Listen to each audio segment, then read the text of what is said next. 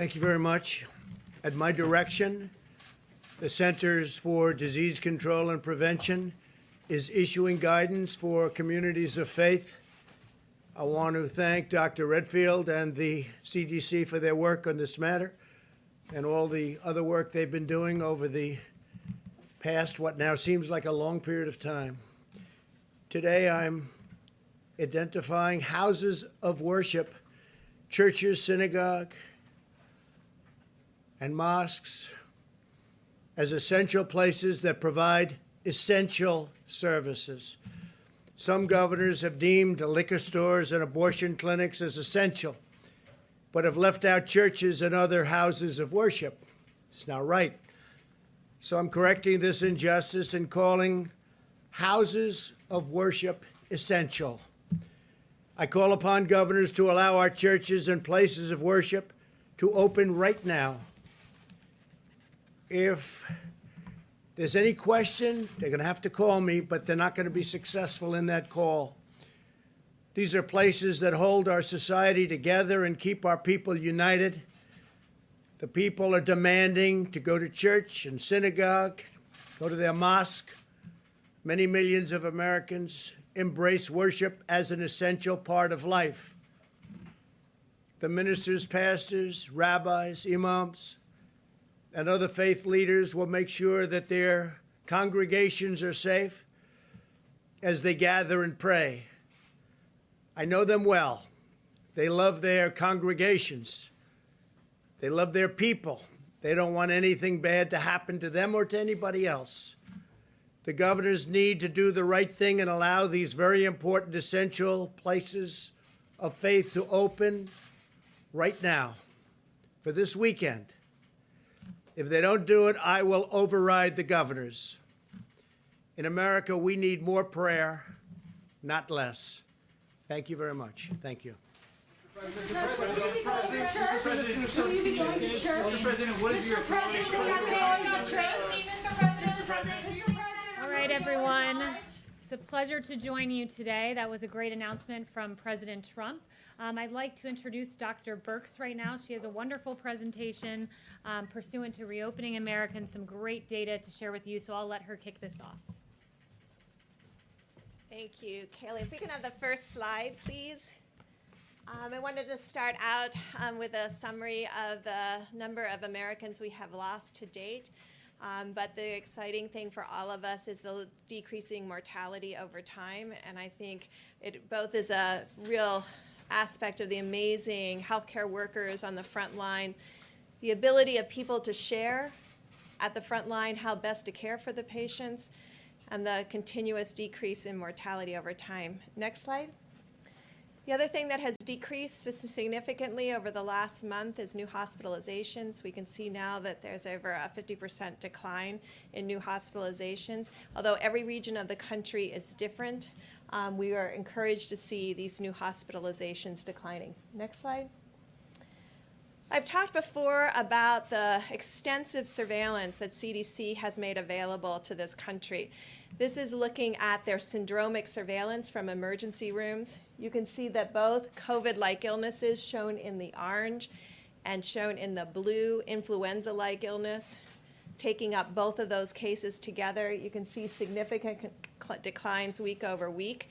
A number of people coming to the emergency room with these illnesses. That goes along with our new hospitalizations. What we like to do is triangulate data, put data together from multiple sources to see if we're seeing the same trends so that we can ensure that we're making progress together. Next slide. This is their influenza-like illness surveillance system that has been up and running for more than a decade now. You can see each of the influenza peaks of this last year. I think that's very important to remind people of because we had influenza A, influenza B, and then we had COVID-like illness. And while we know it's COVID, that's the last orange peak. What we really find encouraging is across the country, we are below baseline. Why is that particularly important? Now, these are reported state by state, county by county. So each county will be able to see precisely where they are. And then if there's changes in this, it becomes yet again an early alert system. So I've showed you two early alert systems. One of them, emergency rooms visits based on our syndromic illness qualifications. that the CDC has up on their website, and then the influenza-like illness. And again, to the American people, all of these are available on the CDC website under COVID-19 cases and surveillance. Next slide. Now, I want to show you, I'm going to go through these very quickly. This is where we started. This is influenza-like illness. The red, and the darker the red, the more significant the influenza-like illness is in that state. So you want to get to green. So this is the week ending March 28th. I think many of us can remember what that week was, and this was when we were at the very beginning of our acceleration into logarithmic phase. Next slide. This is April 4th. You're starting to see some of the states already turn green. Next slide. April 11th, more of the country. Next slide. April 18th. Next slide. April 25th. Next slide. May 2nd, and you can see, and I really call your attention to, there's a orange area on this slide, and you can see that it's the Maryland area, and we've been calling that out for a while, the high plateau in Maryland. You can also see Minnesota and Wisconsin. Next slide. And then you can see Wisconsin still. You can see Maryland is yellow. Next slide. I want to turn just a moment, and I know that took you through a lot of slides quickly, but I think we can see as a country we have decreasing amount of illness, both at the emergency room and reported through the influenza-like illness. Two of the surveillance systems that the CDC has up and running, these come from the states, they come from the counties, and many of the states have these also on their websites. We talked earlier about how we had prioritized testings to the area that had the most significant disease. And you can see now Rhode Island has led all of the states. It's almost up to testing 12% of all of their citizens. That's followed by New York. And you can't see New York, but that's the very next one. New York, and then North Dakota. And so you can see that, well, you could. Yeah, you can see that most of the high burden areas of the United States had more than 6% testing. That's when I think you heard from Admiral Giroir, we wanted every state to test at least 2% of their population during May. You can see 100% of the states now are over 2% of their population. And we'll fix this slide so you can see every state, but many of the states now are over 4%. And this is just after getting all the materials to ensure that they have adequate transport media and swabs. So we're encouraged by the progress that many of the governors and states have made in their testing of their population. It is also why we took the opportunity to really encourage governors, and it was to encourage governors to test 100% of the nursing home residents and staff, because many of our outbreaks that we have seen over the last 2 months have started in nursing homes. Next slide. Now, this is a complicated slide, but this is trying to show you how we triangulate data. So I took you through our surveillance systems. I've taken you now into the start of how we use laboratory data to really understand what's happening both in the metros and at the state level. This is every single state. And you can see the triangles, the top part that you can see, the little triangle-y pieces are the diamonds.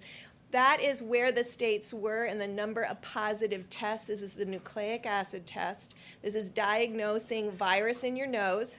You can see where it was 30 days ago and where it is now by the red squares. You can see a dramatic decline across the states, and indeed, New York City just 6 weeks ago was almost 40%. It is now for the first time as a New York state under 10%. And so this is the progress that we're making in both expanding testing, finding more people, but ensuring that we're getting testing rates at about 10%. This line is 10%. So 42 states are now have less than 10% test positive on a rolling 7-day average. Now, again, I'm going to call your attention to the top 3 states, the top 3 states with the largest percent, and this is so you can all make your decisions about going outside and social distancing, potentially playing golf if you're very careful and you don't touch the flags and all of those issues, playing tennis with marked balls with just one other person, so you're only touching your ball. We found really people who enjoy sports have been able to really adjust to social distancing, but you can see the top 3 states are Maryland, the district, and Virginia. And so there is still significant virus circulating here. That is followed by Nebraska, Illinois because of Chicago, and what we've talked about before about Minnesota. So those are our top states as far as still having high number of test positives. When I say high number of test positives, they're all under 20%. If I had shown you this slide 4 weeks ago, half of the country would have been over 20%. So this also shows progress, but also very clearly about the region we're living in right now with disease. Next slide. Now I wanted you to see this as a metro because that's as a state level. So we look at this in multiple different ways. The number one metro with the highest positivity rate is the District of Columbia, which includes Northern Virginia and Maryland, Montgomery County, and PG County. That is followed by Baltimore, Chicago, and Minneapolis. And so these are the places where we have seen really a stalling or an increase of cases as in Minneapolis.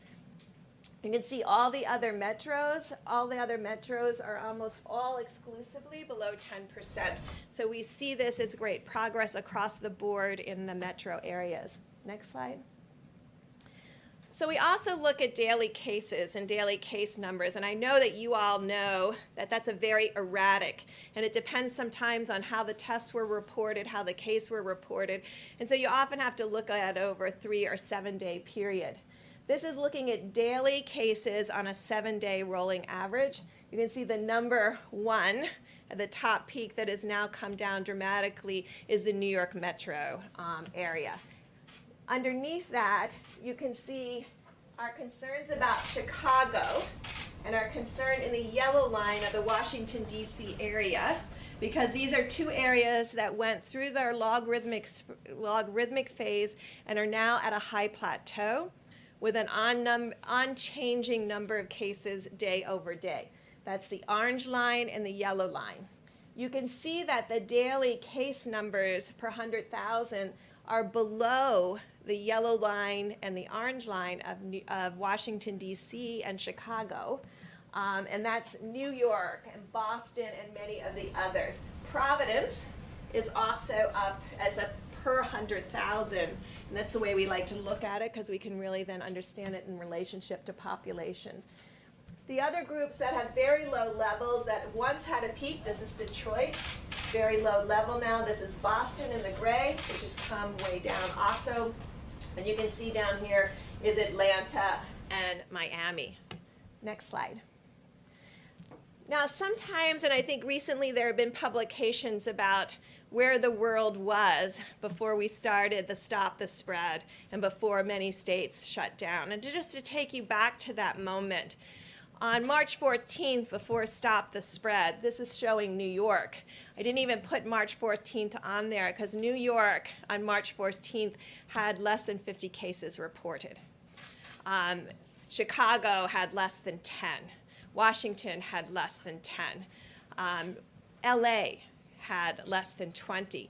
The large state at that time that had a significant number of cases was the Washington area, Washington state, which had 100 cases. On March 14th, we had about 500 cases distributed around the United States, not in any dramatic hotspot per se, but the majority of those cases and the hotspot at that moment was Washington state.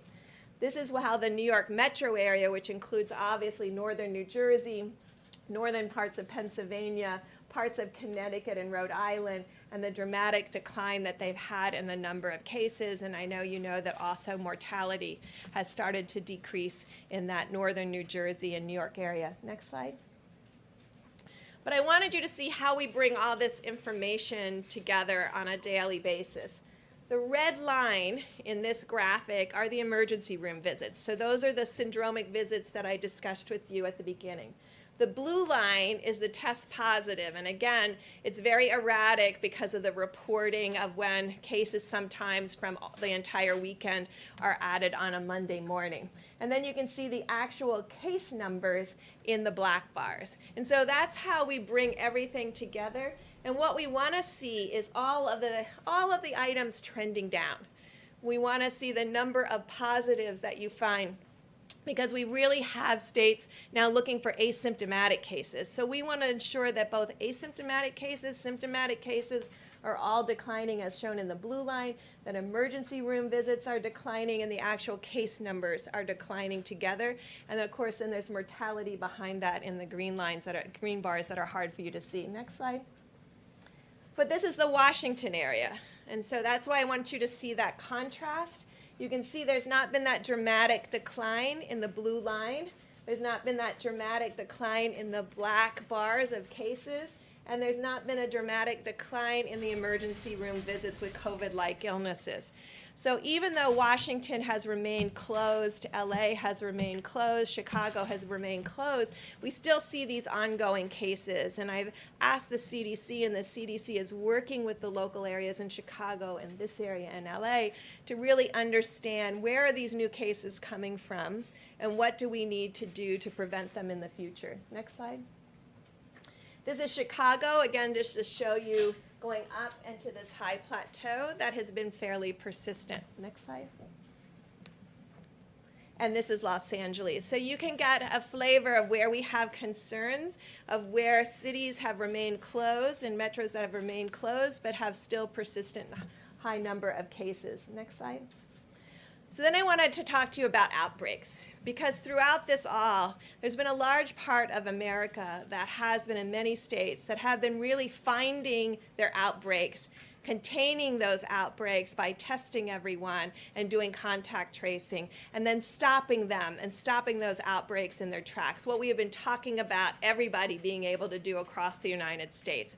And so this illustrates the counties that had a 100% increase in new cases over the last 3 days. Now, the reason I wanted to show this is because I see more and more graphics out there that talk about cases going up versus cases going down. Just to give you an example of Wyoming, and I think many of the groups now have Wyoming as a red state of cases going up. Wyoming 3 days ago had 5 cases confirmed, and yesterday had 9. So they qualify almost and show up as this large increase. It's a good alert for us. We immediately look and see what exactly is happening at the state website. But you can see when you have very low number of cases, you can have a doubling from 5 to 10 number of cases and show up as a 100% increase. And so each of these have to be investigated separately to really understand what this is. It is the way we find outbreaks in prisons. It's the way we have been finding outbreaks in nursing homes. And we have this graphic. It goes through all of the counties as well as, next slide. So this is one state's analysis. And what they have shown, and they have been able to find each of their outbreaks, contain every one of their outbreaks, close those outbreaks and call them closed cases. In this case, the dark blue is community spread. The rest of it, 50% of their cases have been coming from outbreaks that they've been able to contain. The largest group in this is meatpacking plants. And what they've been doing is going in and testing 100% of the individuals in the meatpacking plant and also finding 100% of the individuals that are associated with those individuals in the meatpacking plant. They've been able to go into group housing, social gatherings. So just as we discuss all of this, and when you go out for this weekend of Memorial Day and you want to do some kind of social gathering, it's very important to maintain that 6 feet distance and very important to have your mask with you in case that 6 feet different distance cannot be maintained. But it also talks about long-term care facilities. Now, interestingly enough, 50% of their total cases, since they've been tracking, came from these outbreaks. Almost 70+%, 76 of all their mortality, though, came from these outbreaks. And this is why we have been really pushing both in the original Opening Up America Again, in the testing blueprint, we talk about proactive surveillance, proactive monitoring and testing in areas that you know are particularly susceptible to outbreaks. Every state has this knowledge now and this type of analysis.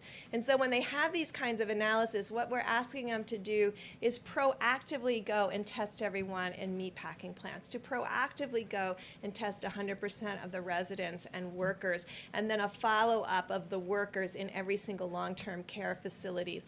And this is to find the asymptomatic cases. I know CDC yesterday released that they thought 35%.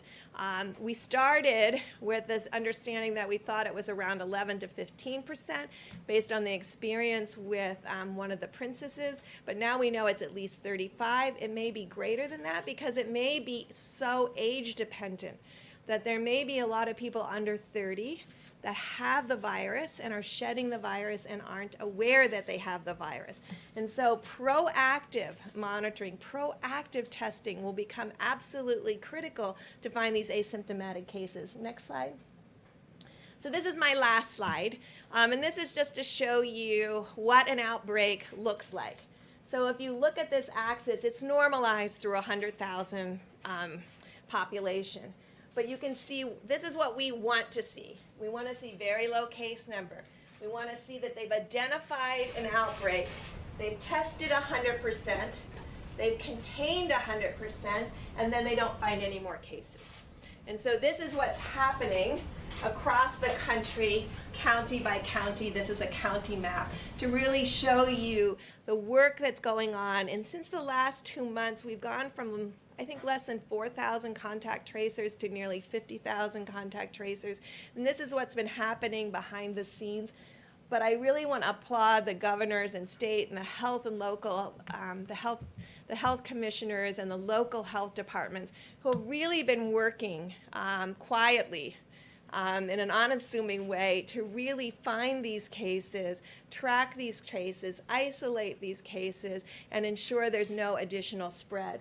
And you can see in many of these instances, they've gone more than 2 weeks without any additional spread. And so this is what we are hoping goes across the United States. Now, we all have to admit it's going to be much more difficult in metro areas because you have to really identify where are those asymptomatic cases and how will you find them. And it's why there's been a lot of additional resources going into disadvantaged areas and to the federal community clinics to be able to proactively be able to test for this virus and find asymptomatic individuals. When someone gets sick with COVID, excuse me, when someone gets sick with COVID, you've heard the cases. Some of them have very high fevers. And so they're not out walking around. So they may have been shedding virus for 1 or 2 days before they got significantly ill and they had to be in bed because they felt so terrible. Now think of that, they were maybe out 2 days. And so if they're 50% of the cases, they're only out for 2 of the days that they may be spreading virus. An asymptomatic individual that doesn't know they have COVID, they may be spreading and shedding the entire time that they're in the community. So instead of 2 days, it may be 6 days, or it may be 7 days. And so when we talk about proportions, 35% that are asymptomatic that are out in the community is a much more opportunity for transmission than someone who is getting sick and is only out in the community for 2 days. And so we know we have to find both, and we've been working with states about what proactive surveillance would look like in this case to find people who are asymptomatic. But it's also why we continue to recommend to the public very clearly that you can't tell who's infected. And so that's why you have to continue to social distance. That's why you need to continue to maintain 6 feet apart. I remember in the early days of HIV, people told me all the time that they knew who was infected. And I would say, you don't know who's infected. I could be infected. You're just saying you don't think I'm infected because I look healthy. There's a lot of healthy people out there with COVID that look healthy. And so we're asking continuously for you all to be outside, to enjoy your Memorial Day weekend, to play golf, to hike, as Dr. Fauci said, to play tennis with mark balls, and to be out with your families that you have been in the household with, and to even consider sharing social distance space as long as you have utensils that belong to individuals, and that maybe can be thrown out immediately. There's a lot of things to think through. I know you can do this. I know the American people can do it. And so please, as you go out this weekend, understand you can go out, you can be outside, you can play golf, you can play tennis with marked balls, you can go to the beaches if you stay 6 feet apart. But remember that that is your space, and that's a space that you need to protect and ensure that you're social distance for others. Thank you. I want to start by, Dr. Birx, if I could have you stay here for just a moment or two. Zeke, I believe you emailed me a question about nursing homes and testing this morning. If you want to ask it, I'll have Dr. Birx give you an answer. I think that's great. Thank you. Dr. Birx, last week, or sorry, 2 weeks ago, you and the Vice President of Governors, you wanted 100% of nursing home residents and staff tested within 2 weeks. Most states aren't going to meet that. Some 2 weeks later haven't even started to try, saying it's impractical and feasible. Are you disappointed? And also, what are the consequences of that inaction? No, I know many of you don't know me. I'm a very aspirational and hopeful person that like to put out challenges because I think that's what needs to be done. You know, we've had it in the Open Up America guidance where we asked them to test all the nursing homes, nursing home residents and workers. We know that that group is very susceptible and has significant mortality. And so we continue to ask the states. We always look at the side of the ones who haven't been able to get it done. There are some that are getting it done. And I think what we will learn is from those who were able to get it done, how to do this more efficiently and effectively so that we can work together to ensure that not only we have the baseline testing, but we continuously test the workers within the homes to prevent any asymptomatic spread back to the residents once we show they're negative. We only have 1 million nursing home residents. We're testing way over 1 million people per week, getting closer to over 2 million people a week. So over that 4 million per 2 weeks, I was hoping that 1 million of those could be our nursing home residents.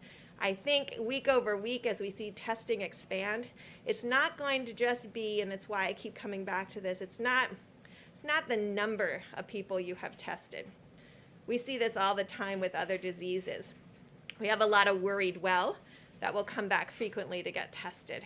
We want to test, and we want states testing in areas where we know there's higher vulnerability to susceptibility to worse outcomes, like our nursing homes, areas where we know there have been outbreaks, such as prisons, meatpacking plants, particularly areas where people are transported to plants together or live together in a single residence or multiple residents, but there's multiple group home kind of housing situations.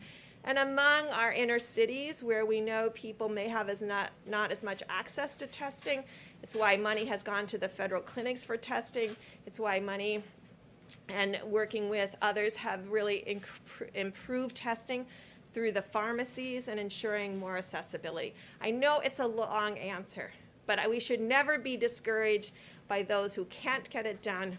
We should be encouraged by those who have shown us that it can be done. And then on the governor's calls, we have those governors present to the other governors how they did it. And following up on the president's announcement regarding places of worship deeming them essential and then having them all reopen, what guidelines and encouragement do you have for pastors, rabbis, imams as they prepare to reopen? Is that appropriate nationwide right now? And what precautions do they need to follow if they're going to reopen their houses of worship? So and I've checked, all 50 states have on their website what their new cases were over the last 24 or 48 hours. We're trying to get every state to do that by community, by zip code. So because I really firmly believe a knowledgeable community can really make judgments for themselves. I think each one of the leaders in the faith community should be in touch with their local health departments so that they can communicate to their congregates. Certainly people that have significant comorbidities, we want them protected. I know those houses of worship want to protect them. And so really ensuring that maybe they can't go this week if there's high number of COVID cases. Maybe they wait another week. But there is a way to social distance like you are here in places of worship. And I think what we're trying to say with the CDC guidance is there's a way for us to work together to have social distancing and safety for people so that we decrease the amount of exposure that anyone would have to an asymptomatic. And I say it that way because I know all of you and all of Americans, if they didn't feel well, they wouldn't go to church that day. Let's take one more for Dr. Brooks. John? Yeah, Dr. Brooks, can you comment on the latest study on hydroxychloroquine? There's this Lancet study that suggests, again, that the drug could cause heart problems and even increased mortality. The president's obviously said that he's been taking it. What's your recommendation, and what's your recommendation on using that drug as a prophylactic? Well, first, I think the FDA has been very clear on their website about their concerns about hydroxychloroquine, particularly when it's combined with a macrolide. And I think you see that in the study. And I think the study, although it is open label, and it is, I tell you what I take home from the Lancet study, and I hope everyone here does in addition to what you just commented on, it clearly shows the comorbidity that puts individuals at more risk. And I think it's one of our clearest study because there were so many tens of thousands of individuals involved that the doctors clearly annotated who had heart disease and who had obesity. And you can see dramatically the increased risk for that. There are still controlled trials going on, both for prophylaxis and pre-exposure prophylaxis, as well as controlled trials looking at, in a hospital setting, how these drugs do. And I think those are still pending. But I hope everyone looks at those comorbidities. And for all of our millennials out there, they get data like this. Look at that. Go through and see if your parents or your grandparents have any of those things and make sure you're helping protect them. I'm really worried about people in my generation because we're very social at times. And we have a habit of forgetting social distancing or forgetting that glasses, and when you're eating, you can't eat in a mask. So even if you're far enough apart, you have to watch every utensil, everything you touch. I really am asking our great generation of millennials to get some YouTube videos about how to do picnics outside with your friends and still protect everyone and still ensure that there's no co-contamination of food and utensils. I think there's a way to do it, but I want it explained in a YouTube video. Thank you very much, Dr. Brooks. I know you need to get back to work, so thank you very much. You can do a follow-up with me. And wait, actually... Okay, Dr. Brooks, is it possible to do a quick follow-up? Okay, you can go ahead. But before I start my portion of the briefing, there were just a few things I wanted to note for you all. Pursuant to some of those very encouraging graphs we saw where the states moved from red and orange to green, and we saw the United States increasingly become green. It's encouraging to see that America's reopening alongside that, with Homebase, data from Homebase noting that 2/3 of America's small businesses are opening. An Open Table study said Americans are now starting to dine out again. Another Homebase study, 67% of local food and drink businesses are open. Apple is saying Americans are driving and walking at near normal levels. And Google mobility data reflects the same. So it's encouraging to see America start to reopen and the great work President Trump has done for the faith community going into this weekend. We have a First Amendment. It's very important that we protect that. And these churches, these synagogues, these mosques, they are essential, and President Trump underscored that. And finally, before getting started, I wanted to note that the president, as you all are well aware, donates his salary to various initiatives and parts across the federal government. In this quarter, he will be donating his salary to HHS, Health and Human Services, to develop new therapies for treating and preventing COVID-19 so that we can safely reopen. Here is the check, amounted to $100,000 that will go directly from President Trump and his paycheck that he does not take, but rather donates it to various noble initiatives, including in honor of COVID this time and those who have passed and the studies underway. He'll be donating it to HHS. And with that, I will take questions from you all. Haley, Yes. a couple of questions to follow up on the president's announcement. First, just to clarify, he came out and said, I'm calling upon governors to allow churches and places of worship to open up right now. Dr. Birx just said in areas where they have high cases of COVID-19, maybe they should think about waiting a week.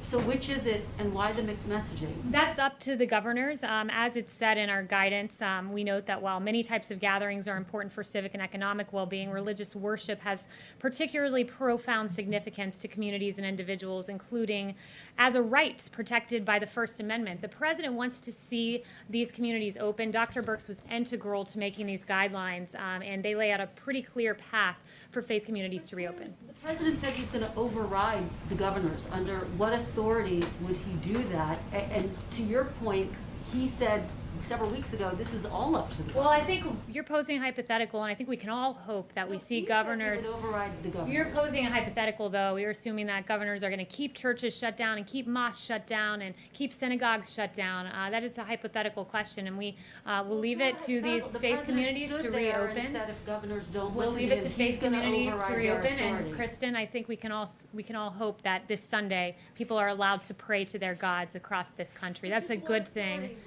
And I'd also note there's detailed guidance in here about the way that you can clean your facilities, promote social distancing. So this is something that we should all look at and be thankful that we are encouraging these faith communities to reopen and do so in a safe way. And we'll leave it to parishes to open in a safe fashion. What Yes. authority is the president referencing? Does the White House now support these churches that are defying governor's orders and opening up? The president's been very clear. He wants churches to reopen. He wants them to do it safely. He wants them to do it in accordance with our guidance. It's laid out very detailed.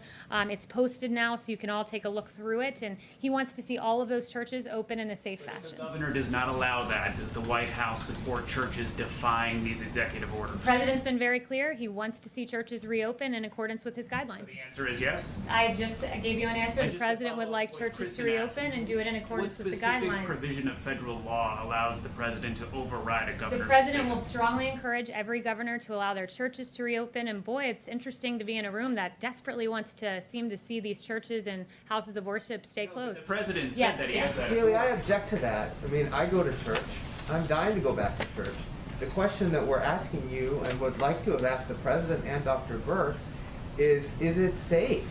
And if it's not safe, is the president trying to encourage that, or does the president agree with Dr. Birx that people should wait? Jeff, it is safe to reopen your churches if you do so in accordance with the guidelines, which are laid out very stringent detail here about promoting hygiene practices, and there are 5 bullet points, and cloth face coverings. If social distancing is not possible, it's recommended. Intensifying cleanings, promoting social distance, we lay them out meticulously.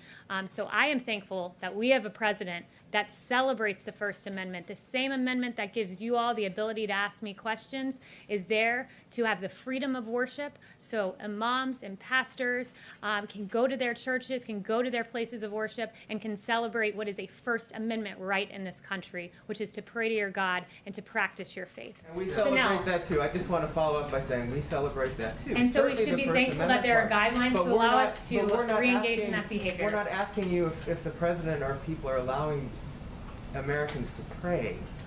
That's not the To question that gather people in their are places asking of here. worship, to attend church services, to pray together. And the president has laid out a clear path. The CDC has laid out a clear path for this to take place, for our First Amendment to be exercised in a way that is safe and robust. And that is something that is a good thing, and I'm thankful that we have a president who celebrates the First Amendment and helps it to be celebrated in its fullest and most robust way possible. Chanel. Thank you, Haley. I'd like to switch gears, asking about President Obama. We had we had an interesting article from Joel Pollak this morning, and I would like to ask you if the president has considered pardoning President Obama for illegally wiretapping on Trump Towers, illegally spying on U.S. citizens, and other potential crimes out there. Has he considered that? So I have not spoken to the president about that, but who I did speak to about President Obama and unmasking Michael Flynn were the men and women in this room. I haven't spoken to him on that specific point, have spoken to him about the matter generally, and I laid out a series of questions that any good journalist would want to answer about why people were unmasked, and all sorts of questions. And I just wanted to follow up with you guys on that. Did anyone take it upon themselves to pose any questions about Michael Flynn and unmasking the President Obama spokesperson? Oh, not a single journalist has posed But- that but question. Michael Okay. Flynn's name wasn't So I would matched. like Kaylee- to lay Kaylee- out a series of questions, and perhaps if I write them out in a slide format, maybe we're visual learners, and you guys will follow up with journalistic curiosity. So number one, why did the Obama administration use opposition research funded by a political organization and filled with foreign dirt to surveil members of the Trump campaign? Number two, why was Lieutenant General Michael Flynn unmasked?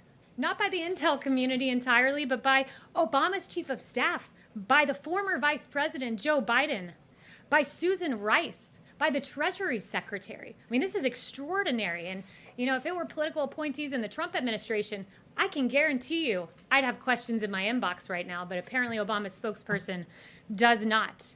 Why was Flynn's identity leaked? In a criminal act. It is a criminal act to leak the identity of Michael Flynn to the press, but it happened. Where are the questions to Obama's spokesperson? Because my team would be running around this building should this have happened under the Trump administration. Why did the DOJ, Sally Yates, learn about the unmasking from President Obama? So much for going by the book. As Susan Rice said 3 times, thou doth protest too much, Susan Rice. And then finally, question number 5. Why did James Clapper, John Brennan, Samantha Power, and Susan Rice privately admit under oath they had no evidence of collusion while saying the opposite publicly? It's a long weekend. You guys have 3 days to follow up on those questions, and I certainly hope the next time I ask, some hands go up, because Obama's spokesperson should be asked those questions, because President Trump's spokespeople certainly would be.